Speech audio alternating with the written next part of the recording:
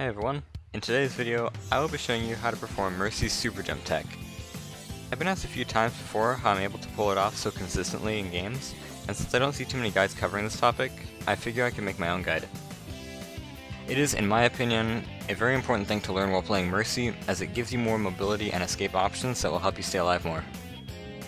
For those of you who don't know what the Superjump tech is, it's a way for Mercy to get vertical mobility very quickly without needing someone on the higher ground to fly to.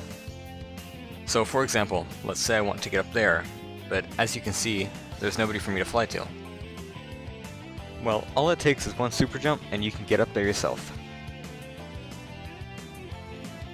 Here's a clip that shows a good example of what super jumps can do. First, I notice we're all dying, so my main priority right now is just to escape.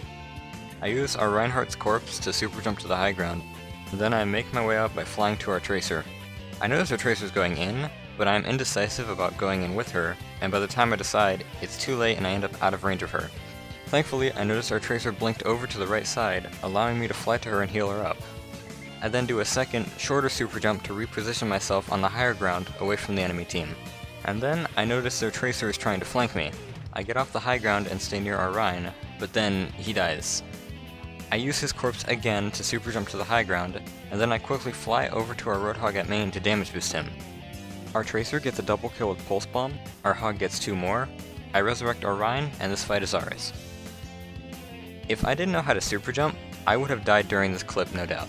And if I would have died anywhere during this clip, we might have lost the fight. But thankfully, super jump allows me to get almost anywhere I need to, which helps me stay alive so I can help the team.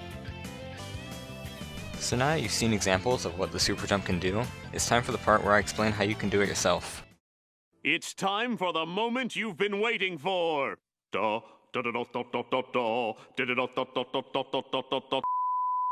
Performing a super jump requires 3 total inputs.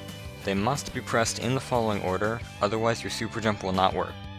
In order, the inputs are the following: 1. Crouch, 2. Guardian Angel, 3. Jump. In order to perform a super jump, Crouch and Guardian Angel have to be pressed at pretty much the exact same time, but make sure you're pressing Crouch first. I've drawn a timeline reference for the button inputs. Hopefully this will be a good example of what I'm talking about. As you can see, Crouch and Guardian Angel are being pressed at about the same time, but Crouch is the first input. Now, let's break down how to perform a super jump step by step. To perform a super jump, you start by pressing Crouch, followed almost immediately by pressing Guardian Angel. Then, as you reach your target, Mercy will begin to slow down and rise upwards. Try to press Jump when she begins to rise upward. Doing so will carry the momentum from your Guardian Angel over into your jump, causing you to be propelled high into the air. If done correctly, it will look something like this. The earlier you press Jump, the less height you'll get. So if you find yourself not getting a lot of height, try waiting a little longer to press Jump. If you find yourself not jumping at all, then you're pressing Jump too late, and you need to try pressing it earlier. Also, a side note, and something I'd like to point out, is that you don't have to be the same height as your target. You can super jump from the high ground to a low ground ally, and it will have the same effect.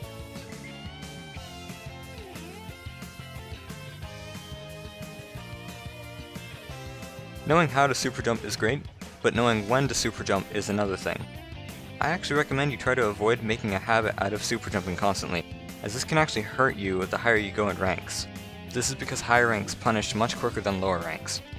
I recommend you super jump more often if they have heroes such as Junkrat, Winston, Genji, Mei, and Pharah, as this can make it harder to hit.